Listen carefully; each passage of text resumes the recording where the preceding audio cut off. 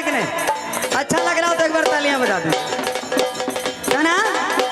दानियों में दानी हाई माई तेरा वाली, दानियों में दानी हाई माई तेरा वाली, जब चरण में शीश झुकावे जाला नहीं खाली, जब चरण में शीश झुकावे जाला नहीं खाली। दानियों में दानी हाई माई तेरा वाली है, जब चरण में शीश झुकावे जाला नहीं खाली। दास विजय अनुराग पूजले,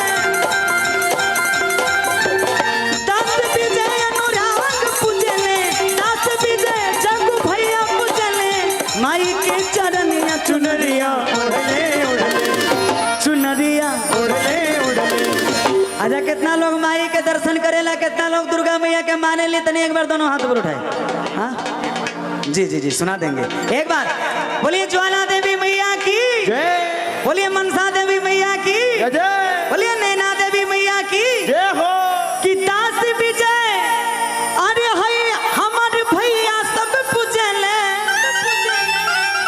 माई के चरनिया चुनरिया उड़ले उड़ले, चुनरिया। उड़ले उड़ले। आदरणीय बलराम भैया, आदरणीय गुड्डू भैया, गुड्डू भैया बने कि ना? एक बार तनी गुड्डू भैया यहाँ आए ना। अरे आइए ना। एक लाइन कहा गया कि हमको नचा ले मैया अरे अपने दरबार में, हमको नचा ले मैया हरे अपने दरबार में। और क्या? लेकिन नचाना नहीं इस झूठे संसार में। जो माँ के दरबार में एक बार नाच लेता है, एक बार झूम लेता है, उसे इस दुनिया में नाचने की आवश्यकता नहीं पड़ती है कि नहीं? तो जितने लोग झूमने वाले हैं सभी लोग झूमेंगे। अभी तो शुरुआत हुई है, अभी पूरी बात बाकी है, पूरी रात बाकी है।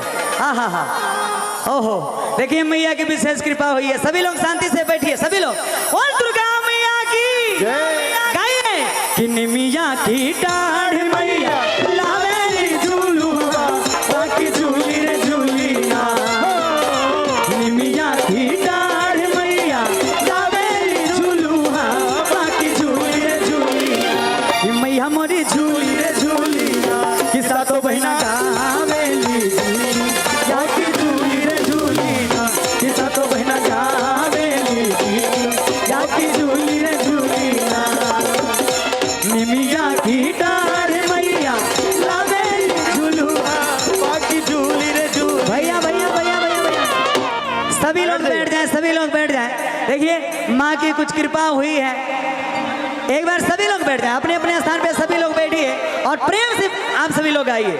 कुछ मैं देख रहा हूँ विशेष सिक्योरिटी के लोग भी हैं, सबको बैठाने का काम करेंगे हमारे भैया लोग और हमारी बहनें, सभी हमारी माताएं लोग, सभी हमारे भैया लोग, सभी लोग अपने अपने स्थान पे बैठ